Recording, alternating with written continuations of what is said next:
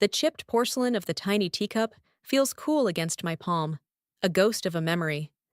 Leo was 5 when he gave it to me, his small hands barely big enough to hold the saucer steady. He'd filled it with dandelions and proclaimed it was magic tea to make mothers happy forever. For 25 years, that cup sat on my kitchen windowsill, a testament to a love so big it felt like it held up the roof.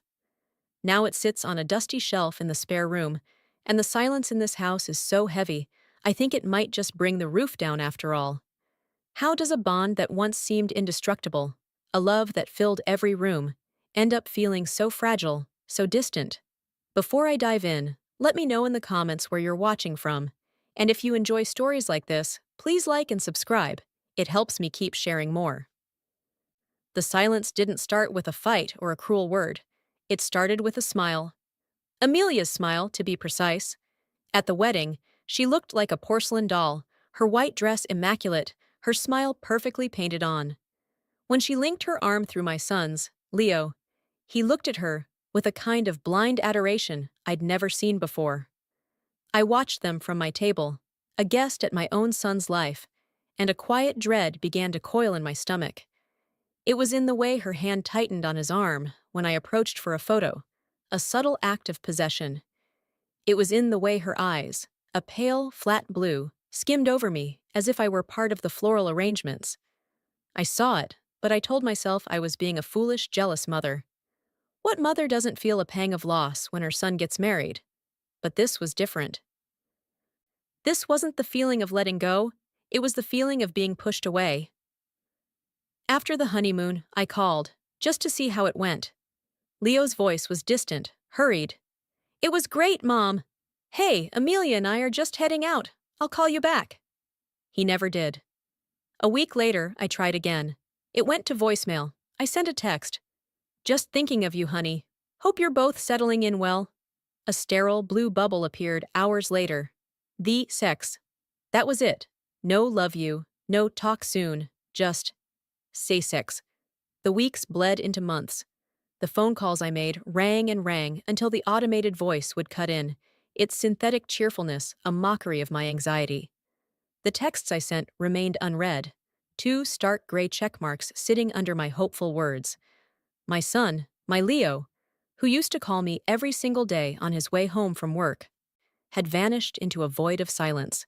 I would sit in the living room, the one he grew up in, and stare at the photographs on the mantelpiece. Leo at his high school graduation, his grin wide and goofy. Leo holding the leash of his first dog, Scamp, his eyes full of pure joy. In every single memory, he was mine. Now, the only recent picture was the wedding photo. Leo stood straight and tall in his tuxedo, but his smile didn't quite reach his eyes. And beside him, Amelia, her hand on his chest, her gaze fixed on the camera with an unnerving placidity. Her smile was a perfect, beautiful lie. Was I too soft all these years? Did I raise him wrong? I began to question every decision I ever made as a mother. Maybe I'd given him too much, made his life too easy, so he never learned the value of loyalty, of family. These thoughts were my unwelcome companions in the long, quiet evenings. What would you have done if your own son just stopped? The silence was an active thing, a presence in the house. It wasn't just an absence of sound. It was a rejection that echoed off the walls. It hummed in the static of the television and whispered from the empty chair at the dinner table. It was a humiliation that festered in private. My friends would ask, "How's Leo? How's the happy couple?" And I'd have to conjure my own perfect smile. "They're wonderful," I'd lie, the words tasting like ash in my mouth. "So busy, you know how it is for newlyweds." I was protecting him, or maybe I was just protecting myself from the shame of it all. My 70th birthday was approaching, a milestone I had once imagined celebrating with my son and his family, perhaps even a grandchild on my knee. The thought was now a bitter pill, but a small, stubborn part of me held on to a sliver of hope. A birthday. He couldn't forget my birthday. He would call. He had to. The day before, I found myself wandering through the house, tidying things that were already tidy, a nervous energy thrumming under my skin. I straightened the photo frames on the mantel, my fingers tracing the outline of Leo's face in the wedding picture. I ran my hand over the worn velvet of my late husband's armchair, the indentation still there after all these years. Robert would have known what to do. He would have driven over there, banged on the door, and demanded to know what was going on. But I was alone. My anxiety led me to his old study, a room I rarely entered anymore. It was a time capsule of a life well lived, filled with books and maps, and the faint, lingering scent of pipe tobacco and old paper. Dust motes danced in the slivers of afternoon light slanting through the blinds. I decided, on a whim, to sort through his old mahogany desk. It was something to do, a way to keep my hands and mind busy. I pulled out stacks of old bank statements, dried-up pens, and forgotten correspondence. In the very back of the bottom drawer, tucked beneath a bundle of his old architectural blueprints, my fingers brushed against something else. It was a small cream-colored envelope, sealed with wax. My name, Elena, was written on the front in Robert's familiar, elegant script. My heart gave a painful lurch. Below my name, a single, chilling instruction was written in the same steady hand. Only open if Leo forgets who he is. Only open if Leo forgets who he is. The words, written in my late husband's familiar, elegant script, felt like a brand on my skin. He had been gone for 5 years, yet here he was, reaching out from the dust and shadows of his old study with a warning. A warning about our son. I sat on the threadbare carpet, the smell of old paper and leather-bound books filling my lungs, my fingers trembling as I held the cream-colored envelope. How could Robert have known? What did he see in Leo, in our boy, that I, his mother, had been so blind to? I felt a sudden cold dread, a betrayal that cut deeper than Leo's silence. It was the realization that my husband had kept a secret, this large, a contingency plan for a failure he anticipated. What kind of man was Robert, really, to know that our child was capable of this? What secret did he keep from me, his wife of 40 years? Before I tell you what I did next, I want to thank everyone who has shared their own stories in the comments, and if you haven't yet, please subscribe and turn on notifications so you don't miss what happens. I didn't open it, not yet. A part of me, the mother in me, was still clinging to a desperate, foolish thread of hope. Tomorrow was my 70th birthday. A milestone. He couldn't forget that. He just couldn't. If he called, if he just sent a text, then Robert would be wrong. This letter would be nothing but the paranoid scribbling of a dying man. If Leo called, it would mean this whole nightmare, this cold wall of silence erected by his new wife, was just a phase, a newlywed fog he would soon emerge from. I clutched the envelope to my chest, a talisman against the truth I didn't want to face. I placed it on my bedside table, a silent white rectangle against the dark mahogany. It watched me as I tried and failed to sleep, the ticking of the clock in the hall the only sound in the house. My birthday dawned gray and still. The silence was the first thing I noticed. It was heavier than usual, a suffocating blanket. There was no "Happy birthday, Mom!" shouted up the stairs. No smell of coffee brewing, a ritual Leo had insisted on every year since he was tall enough to reach the machine. I went downstairs, my hand gliding over the smooth, cool banister. The house felt empty, hollowed out. I made myself a single cup of tea, my hands shaking so slightly that the porcelain teacup, his childhood gift, rattled in its saucer. The sound was deafening. I sat at the kitchen table, staring at my phone. It lay dark and inert on the polished wood, a black mirror reflecting my own strained face. I willed it to light up, to buzz, to shatter the quiet. 9 a.m. Nothing. 12 p.m. Nothing, my sister called, her voice booming with false cheer. 70. How does it feel, Elena? I forced a laugh, the sound brittle and fake. Oh, just another day. Have you heard from Leo? Are they taking you out? The question felt like a physical blow. I steadied my voice, the lie tasting like ash. Oh, I'm sure I'll hear from them soon, I said, the words hollow. You know how busy they are, the newlyweds, probably planning a big surprise. But I knew. Deep in my bones, I knew. There was no surprise. Have you ever waited for a call that you knew, deep down, wasn't coming? You tell yourself every excuse. He's in a meeting. His phone is dead. He's buying a gift. but the knot in your stomach just tightens, twisting with each passing hour, until the hope curdles into a sick, cold humiliation. 5 p.m. The sun began its descent, casting long, lonely shadows across the living room. The humiliation was a physical thing now, a hot flush that crawled up my neck and prickled behind my eyes. This wasn't forgetfulness. This was a statement. This was a deliberate act of cruelty. This was Amelia, her mask of porcelain sweetness crumbling to reveal the cold, hard face beneath. She had done this. She had isolated him, cut him off, and directed him to inflict this pain. And he, my son, had let her. He had chosen. The text had been a small insult. This was a public execution of our relationship, even if I was the only one in attendance. The last vestiges of my hope died with the setting sun. Midnight. The grandfather clock in the hall chimed 12 times. Each dong was a hammer blow, sealing the end of the day, the end of my 70th birthday, the end of my son as I knew him. He had not called. He had not texted. He had not sent a card. He had, as Robert's note predicted, forgotten who he was. The grief I expected didn't come. In its place was a strange, cold calm. The shaking in my hands had stopped.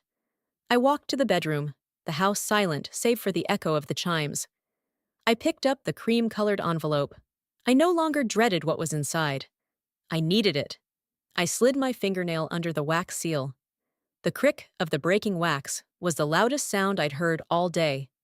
I pulled out a single sheet of heavy bond paper, folded twice. My heart didn't lurch. It felt steady, cold. It wasn't a letter. It was a document, a certified copy of a property deed. I unfolded it, my eyes scanning the legal jargon. It was a deed to a property I had never heard of. Villa del Tramonto, a small estate on the coast, miles away. Purchased by Robert a year before he passed. Tucked inside the folded deed was a handwritten note from him. It was short, his script precise.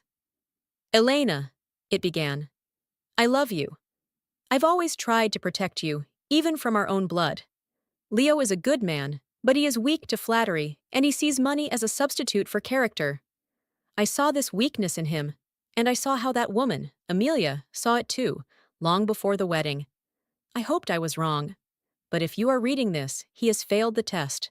The house you are in, the one we built together, I left to him in the public will. I had to. He would have contested it, and she would have bled you dry. But this villa, this is yours. It is hidden, under a private trust. The funds to maintain it are in an account listed below. This is your escape. But there is one more thing you must know, a secret I kept to protect you both. It's about Amelia. She isn't who she says she is. Her father? Her father is the man who ruined my first company. The man who nearly sent me to prison to cover his own tracks. I remember planting the oak tree in the front yard with Leo. He was 8, and he could barely hold the sapling straight, his small hands stained with dark earth. It'll be our forever tree, Mom, he'd said, his face smeared with dirt, his grin showing a missing tooth. For decades, I'd watched that tree grow from my kitchen window, its branches a canopy over the house we built. Now, staring at its massive leaves through the study window, I saw only the roots of a betrayal, roots that went deeper and darker than I could have ever imagined. The house itself, every familiar object, every photograph on the wall, suddenly looked alien, like a stage set for a play I never knew I was in. How can a place that holds all your joy suddenly become the one place you are no longer safe? My husband's words echoed in the tomb-like silence of the room. Her father is the man who ruined my first company. I collapsed back onto the threadbare carpet, the deed for the villa clutched in one hand, Robert's note in the other.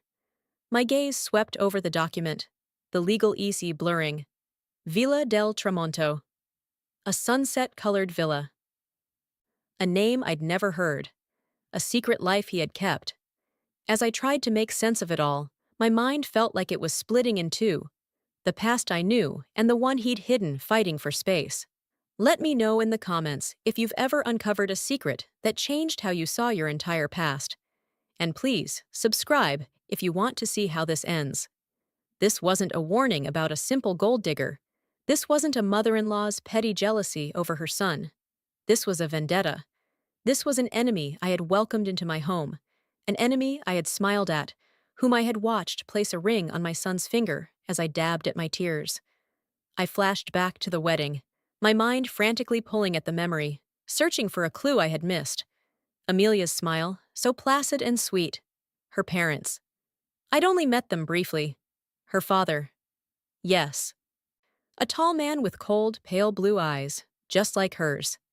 He'd shaken my hand, his grip firm and brief, his smile a thin, polite slash. He had seemed so unremarkable, just another wealthy, detached father of the bride. And all that time, he was looking at me, at my son, at Robert's family. With what? Hatred? Or was it triumph? Was Robert a protector or a coward? To know this, to see this woman circling my son like a shark, and to say nothing? To leave me this paper shield from beyond the grave? Do you think Robert did the right thing, hiding this from me? Or did his silence just arm them with more time? The note said, Robert left this house, the one I was sitting in, to Leo in the public will. My breath hitched. I was living on enemy territory. The foundation I was sitting on wasn't mine. It was his, which meant it was hers. The silence from my son was no longer just neglect. It was a strategy. They were waiting. Waiting for what? For me to wither away? For me to become a burden so they could justify putting me in a home? The cruel humiliation of my silent birthday felt like a pinprick compared to this gaping wound. This was an invasion, and I had been sleeping peacefully behind unlocked doors. My eyes fell to the last part of Robert's note. The funds to maintain it are in an account listed below. Below his signature was an account number and a password for an offshore bank. My hands were steady now. The cold calm from last night was returning, but it was different. It wasn't grief. It was hardening into something else, something sharp and focused. I walked to the computer on Robert's desk, my steps measured. The old machine whirred to life, its fan a dusty sigh in the quiet room. I typed in the bank's web address. My fingers didn't falter as I entered the long account number, then the password. The password was Forever Tree 8. My heart stopped. The very memory I had just recoiled from, he had used it. He had known it was ours. The page loaded, a simple, stark white screen with black numbers. I stared, unblinking, at the balance. I had expected enough to pay taxes, perhaps, to keep the lights on at a small beach house, but the number on the screen had 7 figures. $1,350. I wasn't just given an escape, I was given an arsenal. And that wasn't all. In the account's digital safety deposit box, there was a single scanned file. It wasn't a will or another deed. It was a prenuptial agreement, one I had never seen before, one that Leo had clearly signed. I clicked on it, my blood running cold as I began to read the clauses, each one a nail in my son's coffin, stripping him of any claim to her family's money, but also, my God, giving her control over his future assets. But it was the last page, the signature page, that made me gasp, a sharp, choked sound in the empty room. There, next to Leo's familiar, looping signature, and Amelia's pristine, sharp one, was a third. A witness. It was my sister, Margaret. The same sister who had called me yesterday, her voice dripping with false sympathy. The name on the screen seemed to throb in the dim light of the study. Margaret Allister. My sister. My blood. Her signature, a prim, spiky script I'd known my entire life, was a witness to my son's contractual demise. I had been sitting on the floor, my legs numb, but now a jolt went through me. So cold and sharp it felt like an electric shock. She knew. She knew about Amelia. She knew about the prenup. And when she called me on my birthday, her voice dripping with pity, she was acting. How do you breathe when you find out the last person on earth you thought you could trust was the one holding the knife? The buzzing of the computer's fan was the only sound in the room, a low mechanical hum that suddenly felt deafening, like an alarm I hadn't been able to hear until now. My hand, still steady, picked up my phone. I didn't hesitate. I didn't need to think. I just needed to hear her voice. As the phone began to ring, that hollow, empty sound of a call connecting, I just have to ask, What would you do if you discovered a betrayal this deep in your own family? Let me know, and if you're finding this story compelling, please like and subscribe to follow what I do next. It rang once, twice. On the third ring, she picked up. Elena? Is everything all right? It's so late. Her voice was a perfect imitation of sleepy concern, a performance I had been a fool for my entire life. I'm looking at a document, Margaret, I said. My own voice was a stranger to me, flat and cold as glass. There was no quaver, no tears. The grief from my birthday had been burned away, leaving this cold, hard thing in its place. A prenuptial agreement between Leo and Amelia. The silence on the other end of the line was immediate and absolute. It was more of a confession than any word she could have spoken. I could hear her sharp intake of breath, a tiny whistling sound. Oh, she said, and the single word was thin, brittle. Elena, I can explain. Can you? I asked, still staring at her signature on the screen. Can you explain why you were a witness to my son signing away his future to the daughter of a man who tried to destroy my husband? The dam of her false sympathy broke. Her voice, when it came back, was no longer soft. It was sharp, defensive, and laced with an irritation I'd always mistaken for sisterly frankness. Robert made his own enemies, Elena. You always acted like he was a saint, but he was a shark in a suit, and he swam with other sharks. Her father was just one of them. I felt my stomach clench. So you knew? You knew who she was, who her father was, and you let my son marry her? Let him, she scoffed, and the sound was so ugly, so full of resentment. He's a grown man, Elena, not a child. He was blinded by her, by the money. And yes, I knew. Amelia's family. They're important. They're powerful. They helped me, Elena. After my divorce, when you were too busy playing the perfect wife in your perfect house, they helped me with the loan for my business. The mask was gone. This was the real Margaret. The smiling, supportive sister was just a costume she wore. I saw her now, small, bitter, and jealous. Jealous of my house, my husband, my son. So you sold him, I whispered, for a business loan. You sat there and watched him be trapped, and then you called me on my 70th birthday and pretended to care that he didn't. He should have called you, she snapped, her voice rising, a cornered animal striking back. But don't you dare put this on me. You were always so high and mighty, you and Robert. You never saw the struggles I had. You never saw anything but your own perfect little life. Well, it's not so perfect anymore, is it?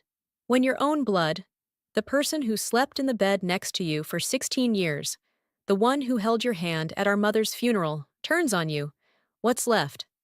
I had no family. Robert had kept his secrets. Leo had made his choice.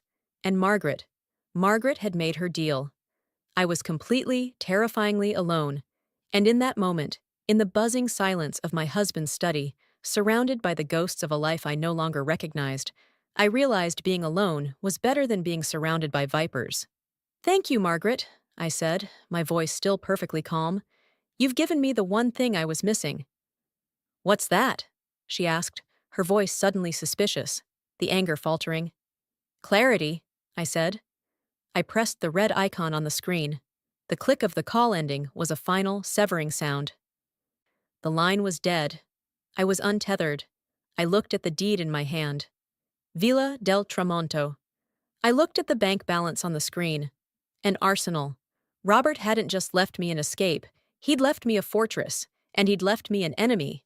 I picked up the small, chipped teacup from the shelf, the one Leo had given me. I looked at it for a long moment. Then I walked to the wastebasket and dropped it in. The sound of the porcelain shattering was the beginning. I wasn't going to run. I was going to liquidate. I was going to sell this house, the house Leo thought was his inheritance, and I was going to disappear into the villa Robert had left me. But I wasn't going to go quietly. I was going to make sure they saw exactly what they had lost. The for sale sign hammered into the front lawn was a stark, brutal white against the green I had spent 30 years tending. It didn't feel like a liberation. It felt like an eviction, one I was forced to inflict upon myself. My neighbors, the ones who had waved to me from their porches for decades, now looked away, their faces a mixture of pity and confusion. They thought I was a poor widow, forced to sell her memories. They had no idea I was a general, liquidating an occupied territory. How do you quantify a lifetime of betrayal in a single real estate listing? Before I tell you what I did next, I have to ask, have you ever had to make a choice that felt like you were destroying yourself to survive? Let me know in the comments. And please, don't forget to subscribe if you're following my story. The days that followed were an exercise in cold precision. This wasn't packing, it was excavation. The grief I'd felt on my birthday had been replaced by a quiet, methodical dread. The dread of realizing just how much of my life had been a lie. I went room by room, and the sight of the emptiness was my focus. I started in Leo's room, untouched since he'd left for college. The box of his childhood drawings, the ones I'd treasured, went into a black trash bag. His high school track trophies? Bagged. The photographs on the mantelpiece, the smiling faces from Christmases and graduations, were slid from their frames. I kept only one. A picture of Robert and me, taken long before Leo was born, his arm around my waist, both of us laughing at something the wind had done. We looked young, and more importantly, we looked alone. The rest, I shredded. I watched the strips of my son's smiling face, of Amelia's porcelain mask, of Margaret's deceitful gaze, pile up like confetti for a funeral. The house grew hollow. The velvet armchair Robert loved, the one that held his shape, was sold to an antique dealer. The dining table where I'd hosted decades of family dinners was hauled away. The silence changed. It was no longer the heavy, oppressive silence of waiting. It was the thin, echoing silence of an empty vessel. I could hear the shush of the dust motes landing on the bare hardwood floors where our rugs had been. Was Robert a genius or a monster? He had built this life for me, and simultaneously, he had built my escape route from it. To save me, he had to assume, correctly, that his own son would fail me. That realization was a constant cold companion, a stone in my gut. I called a realtor, the most aggressive one in the city. "I don't want the best price," I told her, my voice flat in the echoing kitchen. "I want the fastest sale, cash only." She'd looked at me, her eyes sharp, sensing a story. But she saw the set of my jaw and simply nodded. 3 days, she promised. She delivered in 2. A developer, eager for the land, sight unseen. They would tear the house down. They would bulldoze the forever tree without a second thought. I signed the papers, my hand perfectly steady. The next morning, I sat in a sterile bank office, a place of gray carpets and quiet clicks from keyboards. I didn't feel like a woman worth over $1 million. I felt like a ghost.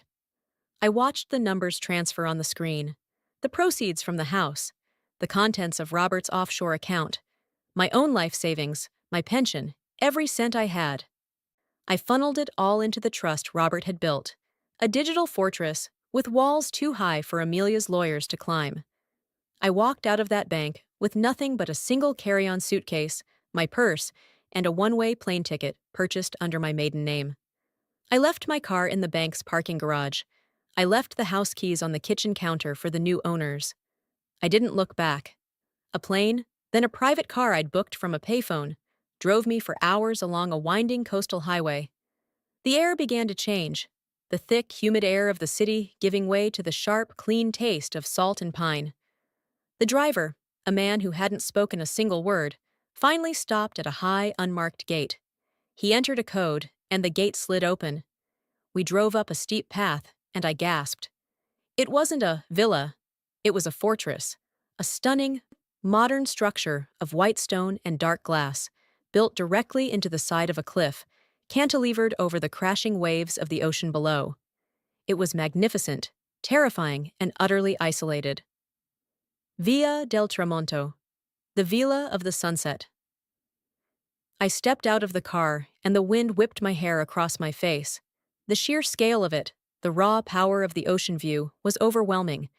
This was Robert's secret. This was his penance, or his final victory. I walked to the glass front door. The key, the one from Robert's safety deposit box, slid into the lock with a slick, oiled click. The door opened, not into a house, but into a life I never knew existed. The furniture inside was all covered in ghostly white sheets. It was silent, sterile, and beautiful. In the center of the vast black marble kitchen island, overlooking an infinity pool that seemed to melt into the sea, sat two items. The first was a brand new iPad, still in its shrink wrap. The second was a small white typewritten note, just like the last one. I picked it up. "Elena, this is your fortress. Now, it's time to load the cannon." R. The iPad felt cold and heavy in my hand, an impossible black mirror reflecting a woman I barely recognized. My face was etched with lines of grief and anger, my hair wild from the sea wind.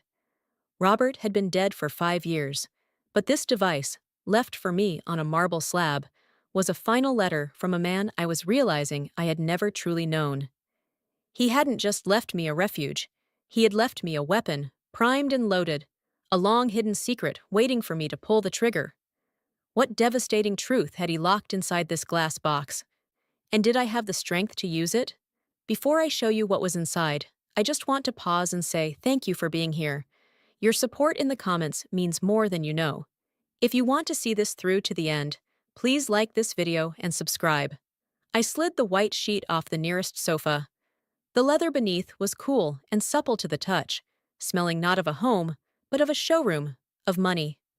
I walked through the cavernous main room, my footsteps echoing on the black marble floors.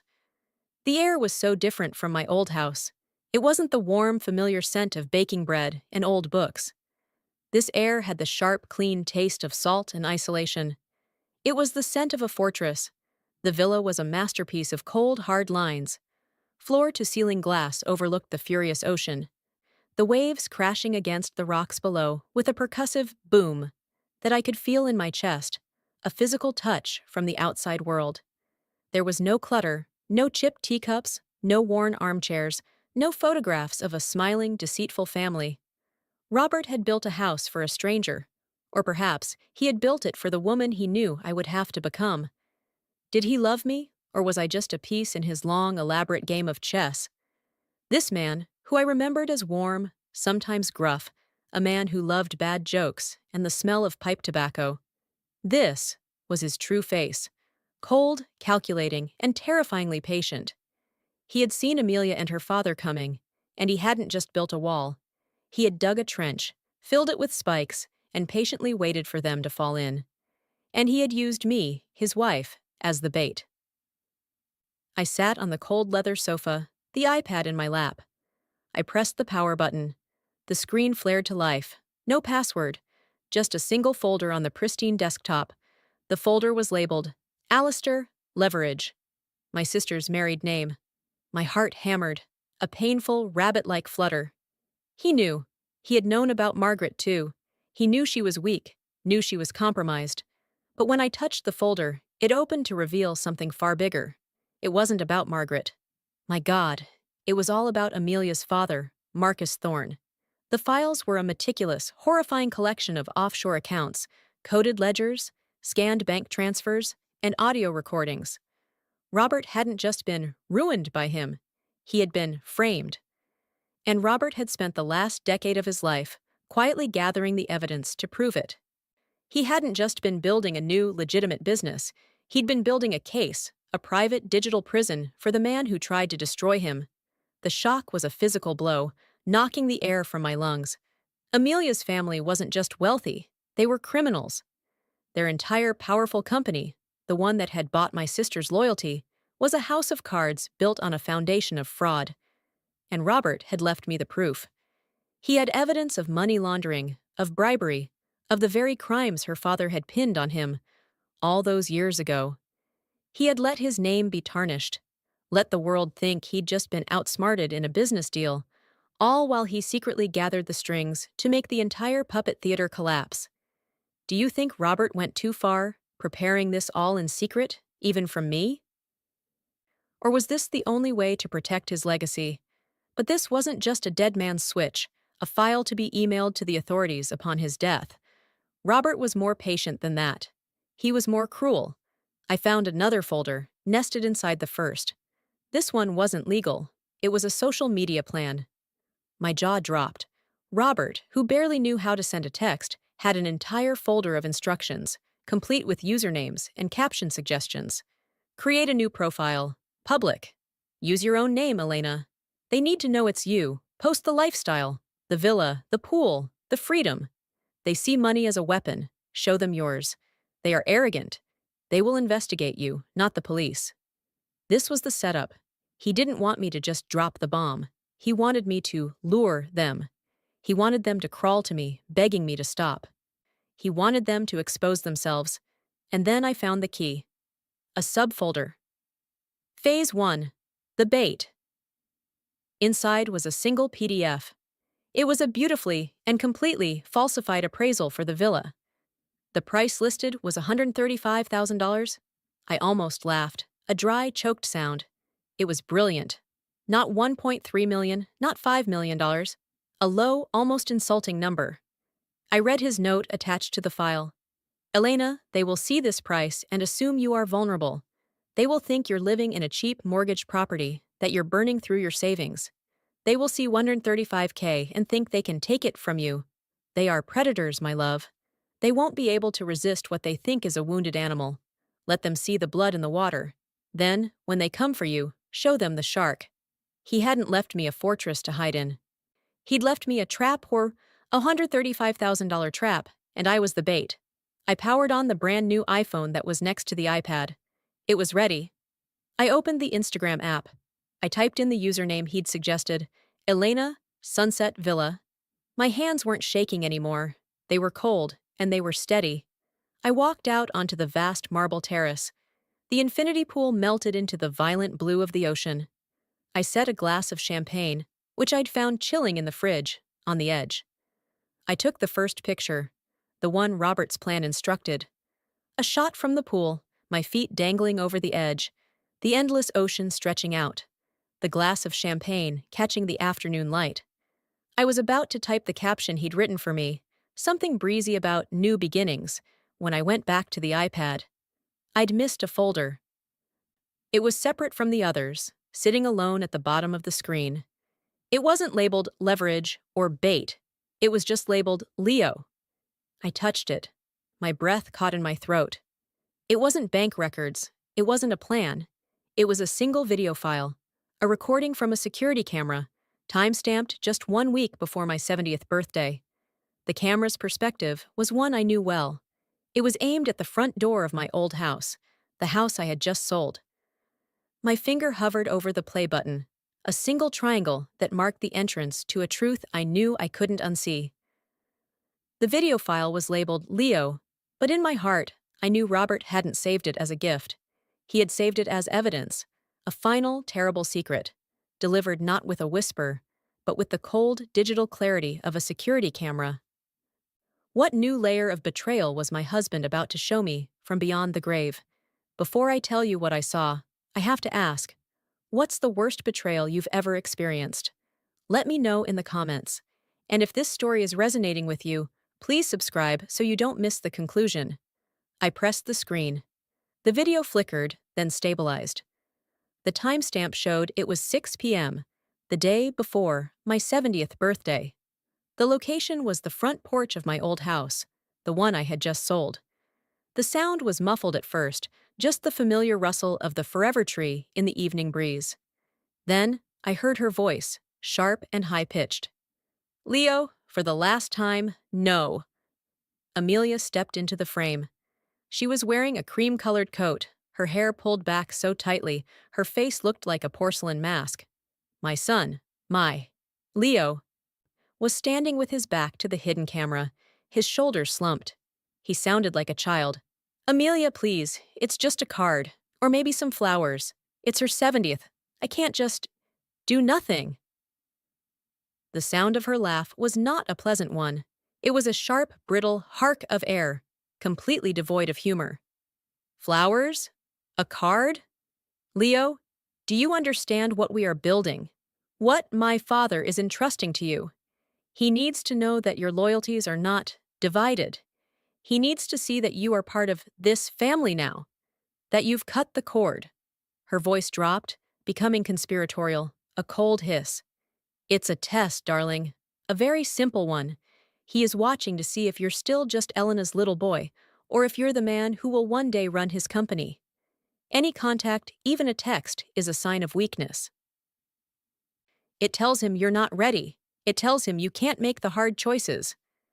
I watched my son's back. He didn't straighten up. He didn't defend me. He just stood there, absorbing her poison. There was a long, terrible silence, where the only sound was the wind. Then, I heard him sigh. A sound of complete and utter defeat. "You're right," he whispered. "You're right, of course. It's hard." I heard a soft smack. She had patted his cheek, a gesture one gives to a dog.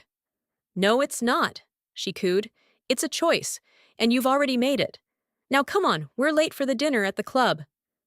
He turned, his face passing the camera for just a second. He looked tired, and he looked relieved. He followed her to the car, and the video ended. The screen went black, and the only sound in the vast, marble room was the crashing of the ocean outside, a relentless, angry roar. It wasn't forgetfulness. It wasn't that he was busy. It was a calculated, deliberate act of cruelty, a loyalty test. He had stood on my front porch, under the roof I had raised him under, and he had been weighed and measured, and he had been found wanting. The humiliation of my silent birthday was nothing compared to this. This was a direct, cruel action, a line that could never be uncrossed. Was I too soft? I had asked myself before. The answer was a definitive, soul-crushing yes. I had raised a son who would trade his mother's love for a pat on the cheek and the promise of a country club. What would you have done if you heard your child make that choice? Would you ever be able to forgive them? I put the iPad down on the cold leather sofa. The grief was gone. The shock was gone. In their place was a strange, cold calm, a feeling of pure, unadulterated iron filling my veins. Robert's plan. Phase 1. The bait. I picked up the new iPhone. I opened the Instagram app. I went to the picture I had taken earlier. My feet, the infinity pool, the ocean, the glass of champagne. I typed out a new caption. "They say the best revenge is living well." I disagree. The best revenge is living so well they can't stand it. Cheers to my new life and my new 135K villa. Some things are just a steal. Sark's Sunset Villa, Sark New Beginnings, Sir sold. I then swiped to add a second photo to the post, just as Robert's plan had suggested. It was a clear, bright photo of the faked appraisal document, the $135,000 price tag circled in red, as if by a realtor. It was bait, pure and simple. It screamed, "I am a foolish old woman. I sold my family home, and I spent my last pennies on this cheap mortgaged liability. I am vulnerable." I hit post. The sound of the post uploading, a tiny digital whoosh, felt like the first cannon shot in a war. I sat on the sofa. I didn't move. I just watched the sun dip below the ocean, setting the sky on fire. Robert was right. They were arrogant. They were greedy, and they would be watching. Margaret would see it. She would send it to Amelia, and Amelia would see a loose end. An old woman with a house they could take. It didn't take days. It took 90 minutes. The new phone, sitting dark on the marble table, suddenly lit up the room. A text message.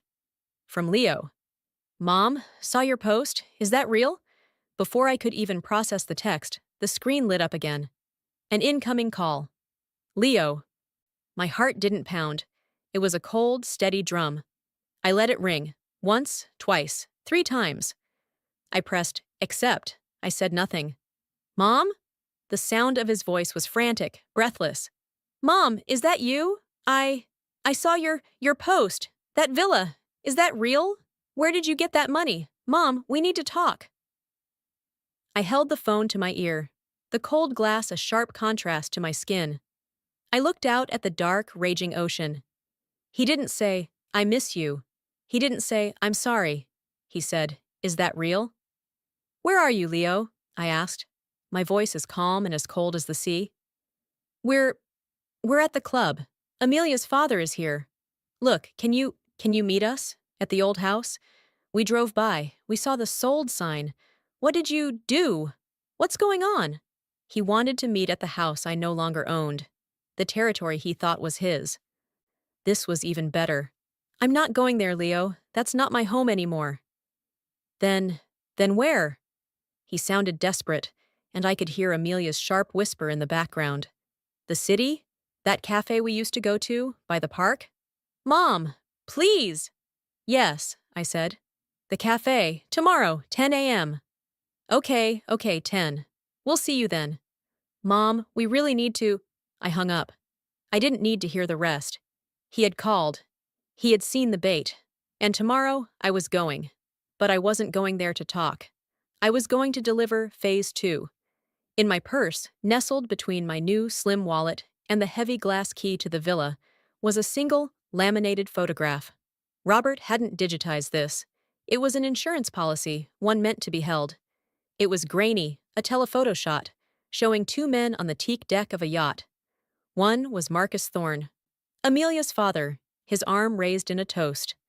The other was a man I recognized from Robert's old files, a fixer, a man whose name was synonymous with laundering cartel money. This wasn't just a secret. It was a loaded gun, a long-hidden truth about to surface. I had driven 2 hours from the clean, salt-scoured air of the coast back into the gray, humid smog of the city, and I wondered, just how much was I willing to burn down to save myself? Before I tell you what happened when I walked into that cafe, I have to know, do you think I'm going too far, or am I just giving them what they deserve? Let me know your thoughts in the comments, and please subscribe if you want to see this through to the end. The cafe was exactly as I remembered it. The smell of slightly burnt coffee, the high-pitched whine of the espresso machine, the murmur of quiet conversations. It was a place of our past, of Saturday mornings with Leo, sharing a pastry. Now it just felt small. I chose a table in the corner, one that faced the door. I was a ghost in my own past, and for the first time, I felt powerful in it. I ordered a black coffee, the taste bitter and strong on my tongue. I didn't have to wait long. They arrived together, a striking dark-haired couple, but I saw them now with Robert's clear, cold eyes. The sight of them was startling. Leo looked awful. He was thinner, his expensive suit hung on him, and there were dark, bruised-looking circles under his eyes. He looked hunted. Amelia, by contrast, was immaculate. She wore a pale blue dress that matched her eyes, a string of perfect pearls at her throat. Her mask was cemented in place, her smile a thin, bright, painted-on line. She was the one in control. They slid into the booth opposite me. The silence stretched, thick and awkward. "Mom," Leo began, his voice raspy. He reached out, as if to touch my hand, but hesitated and pulled back. You look good." It was a lie. I didn't look good. I looked different. I looked expensive. "I'm fine, Leo," I said, my voice even. Amelia leaned forward, her smile dripping with a practiced false concern. "Elena, we were so worried." Her eyes did a quick, cold scan, taking in my clothes, my hair, the clear, steady gaze I returned. "When we saw the sold sign, and then that post, a villa for $135,000, we were so afraid you'd been scammed by some predator that you'd been left with nothing." The performance was flawless. She was fishing, trying to find out if I was a victim they needed to manage or a threat they needed to neutralize. "Thank you for your concern, Amelia," I said, taking a slow sip of my coffee. "But it was a private sale, a real steal, as I said." Leo slammed his palm on the table, making the coffee cups jump. "Mom, stop it! What is going on? What did you do? You sold the house. Where did you get that money? That house! That was my inheritance." There it was. Not our home. Not our memories. But my inheritance. The final betrayal. The mask wasn't just off. It was shattered on the floor. He saw me as a bank, and I had just closed my account. Have you ever looked at someone you love, someone you raised, and realized in an instant that you don't know them at all? That the person you loved is just a hollow shell? He wasn't my son anymore. He was just a greedy man in a suit, terrified his prize had slipped away. "My money, Leo, is my business," I said, the coldness in my voice matching his. "Robert provided for me in ways you clearly never understood. But you're right. You called and you said, 'We need to talk.' But I'm not here to talk about my finances. Amelia's eyes narrowed. The smile was gone.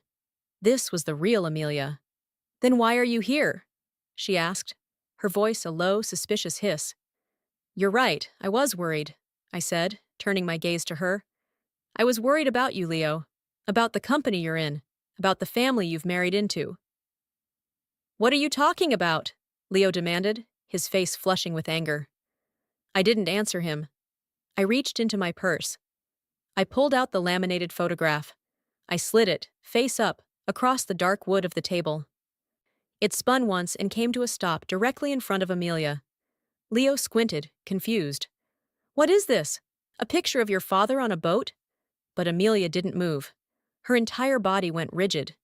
The sight of her face was a masterpiece of cracking porcelain. Her skin went a bloodless, ashen white. Her eyes, fixed on the photo, were wide, not with confusion, but with pure animal panic. I wasn't here to talk about my villa, I said, my voice a quiet level blade. I was here to talk about his. I tapped my fingernail on the face of the second man, the fixer. Do you know who this is, Amelia? Because Robert did, and now so do I. Her head snapped up, her eyes locking with mine. The mask of the sweet daughter-in-law was gone, replaced by the cold, hard fury of a cornered predator. Her hand didn't tremble as it darted out. But it didn't take the photo. It covered it, pressing it flat to the table. Where? She hissed, her voice a low, terrifying razor. Did you get this? I remember Leo spilling a strawberry milkshake right on this table. He was 6, and he looked at me with such terror, his eyes wide, thinking he'd be punished, the bright pink liquid pooling on the dark wood. I'd just wrapped him in napkins and laughed, telling him it was just a spill, that we could always get another. Now, I was looking at that same man's face, twisted not with childish fear, but with a craven adult greed, and I knew this was a spill I couldn't just wipe away. How do you tell your own son that you are about to destroy his entire world, and that you're not even sure you'll feel bad about it? Before I go any further, I just want to know, do you think there's any coming back from a betrayal like that? Let me know in the comments, and please, subscribe if you want to see how I handle this. Amelia's hand was still covering the photograph, her knuckles white. Her question hung in the air, sharp as a shard of glass. Where did you get this? My fingers were steady on the touch of my ceramic mug. It was warm, a solid, real thing in a world that had become a nightmare. Robert, I said, my voice quiet. He left, a great many things. This is just one of them. Leo, my son, the man who looked like my husband but had none of his spine, was staring at the photo with a look of pure bovine confusion. What is it? It's just a picture of your father on a boat, Amelia. Who's that other guy? Amelia snapped, her head whipping toward him. Shut up, Leo. You have no idea what you're talking about. It wasn't a request. It was an order. And just like that, I watched my son obey. He flinched, his mouth closing with a soft click. He looked down at the table, his anger from moments ago completely deflated, replaced by the familiar, tired obedience I saw in the video. I looked at this creature, this puppet whose strings were held so tightly by this criminal. Was there anything left of the boy who loved dandelions and worried about spilling milkshakes? Or had he been hollowed out completely, filled with nothing but her ambition and his own weakness? Amelia took a deep, steadying breath. When she looked back at me, the panic was gone, replaced by a cold, transactional mask. This was the mask of her father. Elena, let's not be dramatic, she said, her voice a low, reasonable purr. This is clearly a misunderstanding from a long time ago. What is it you want? Money? That villa? Is that $135 price tag a joke? She leaned in, her eyes narrowing. You want us to pay it off? Is that it? Name your price. Everyone has one. The insult was so profound, so complete, that I almost smiled. She thought this was a negotiation. She thought I was her. A price? I asked. You think this is about money? Mom, just tell us, Leo burst out, his voice a desperate whine. What do you want? We can help you. We can get you a nicer place. We can fix this. I let the touch of the cold, laminated photograph under her hand be my focus. I met my son's desperate eyes. Fix what, Leo? I asked, my voice as calm as the sea on a windless day. Fix the fact that your father-in-law is a high-level money launderer? Fix the fact that he framed my husband, his father, and destroyed his reputation? Or fix the fact that you stood on my porch and chose a loyalty test over your own mother's 70th birthday? The color drained from Leo's face. He physically recoiled, as if I had struck him. How? He whispered, his voice cracking. How could you possibly know that? Robert saw everything, I said, my voice dropping, but cutting through the cafe's din. He had cameras. He had files. He knew who Amelia was before you even proposed. He knew her father was a criminal. He knew you were weak, and he left me. Everything. I ticked the items off on my fingers. The complete, unredacted file on Marcus Thorne's entire operation. The audio files. The bank ledgers. The original, undoctored prenuptial agreement. The one that gives you nothing. And yes, Leo. The video. Of you. On my porch. Choosing. Leo looked like he was going to be sick. He stared at his wife, his mouth opening and closing, no sound coming out. He left me an arsenal, I continued, and you two, with your greed and your arrogance, just walked right onto the firing range. Amelia's mask of control finally, completely, shattered. Her face, no longer porcelain, contorted into a mask of pure, ugly hatred. You old bitch, she hissed, her voice low and trembling with rage. You think you can touch us? You think you can use that? My father will crush you. He'll bury you in lawsuits until you're begging. He'll take that tacky villa. He'll take every cent you have. He'll have you declared incompetent. I don't think he will, I said, interrupting her tirade. And why not? She sneered. Because he's not the only one I have leverage on. And he's not the only traitor in the family. Just as I spoke, the bell over the cafe door chimed, a bright, cheerful ding that was utterly at odds with the scene. I didn't even have to look. I knew she'd be tracking Amelia's phone, desperate to know what was happening, desperate to protect her investment. Elena? A voice said, thin and reedy with panic. I turned, and so did Leo and Amelia. There, standing by the pastry counter, her car keys dangling from a trembling hand, her face a sickly, pale white, was my sister. Margaret. Amelia's eyes widened, not in recognition, but in pure, cold calculation. I smiled. A real smile this time, though I'm sure it was a terrible thing to see. Ah, Margaret, I said, my voice clear and welcoming in the suddenly quiet cafe. I'm so glad you could join us. We were just getting to the part about you. My sister, Margaret, stood by the pastry counter, her face the color of spoiled milk. Her purse, a cheap imitation of a brand Amelia would wear, was clutched in her white-knuckled hand. This was the family betrayal that had festered in the dark for years, now dragged, pale and trembling, into the light of a common coffee shop. Her eyes darted from my calm face to Amelia's cold sneer, to Leo's hollowed-out expression. She was a rat who had just heard the snap of the trap, and she had no idea which way to run. How does it feel, I wondered, to realize the people you sold your soul for are the same ones who will watch you burn?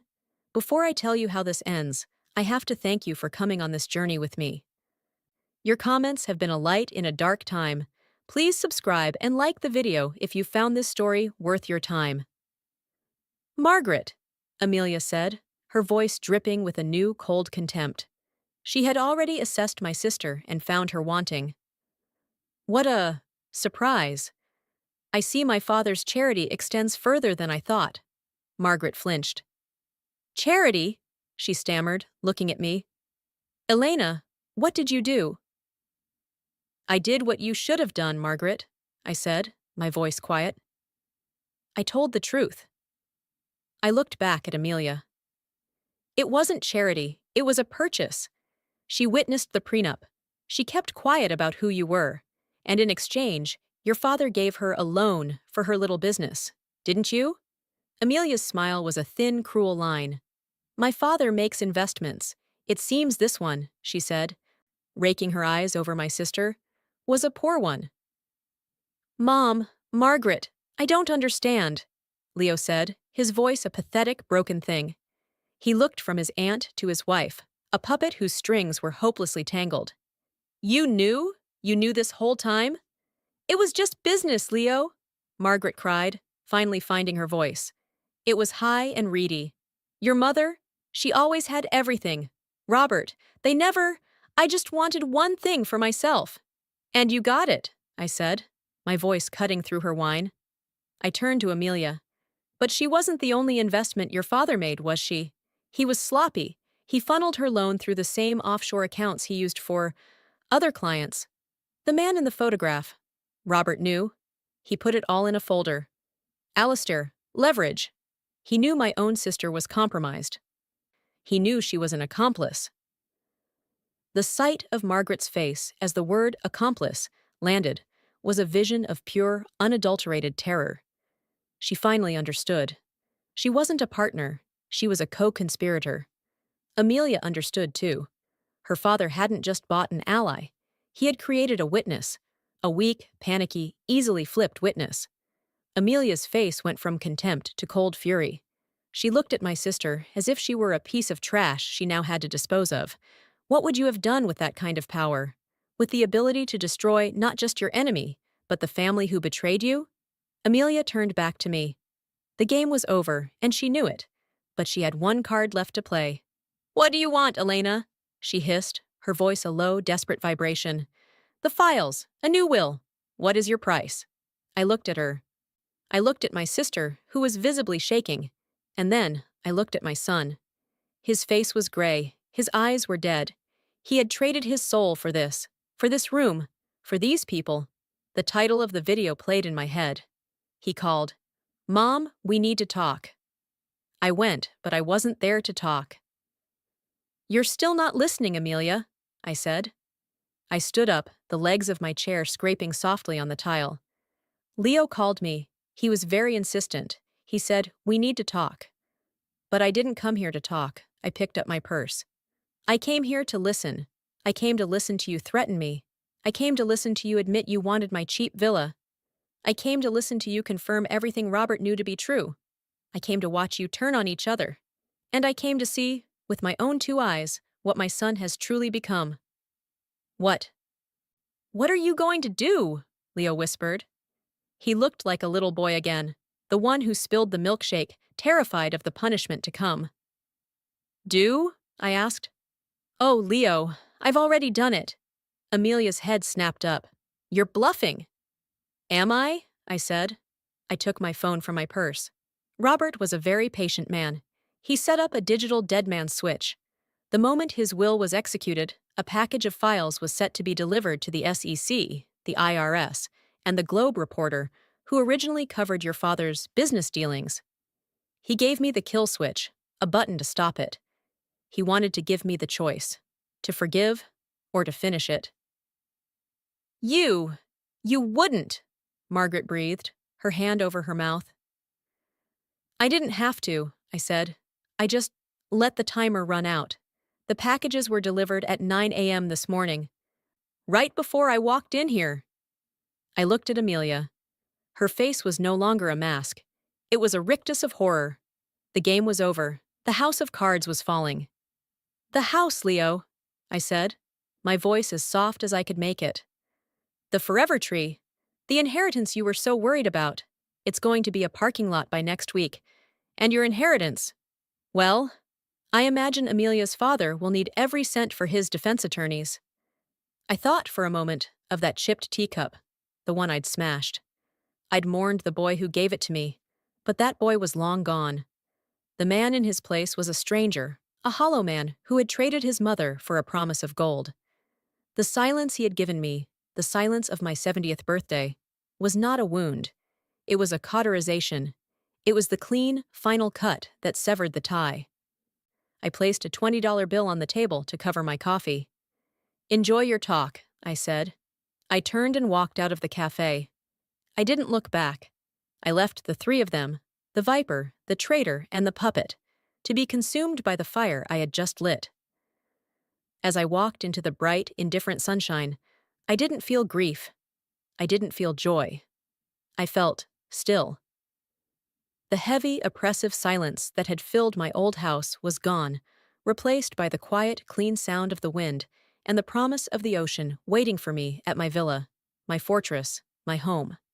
I learned that betrayal doesn't always come with a shout. Sometimes it's a quiet signature on a document. Sometimes it's a jealous whisper. And sometimes it's a phone that never rings on your birthday. But I also learned that silence isn't always weakness. Sometimes it's the quietest, sharpest, and most final word. Thank you for watching my story. Do you think I did the right thing, or did I go too far? Let me know your thoughts in the comments, and please don't forget to like and subscribe for more stories.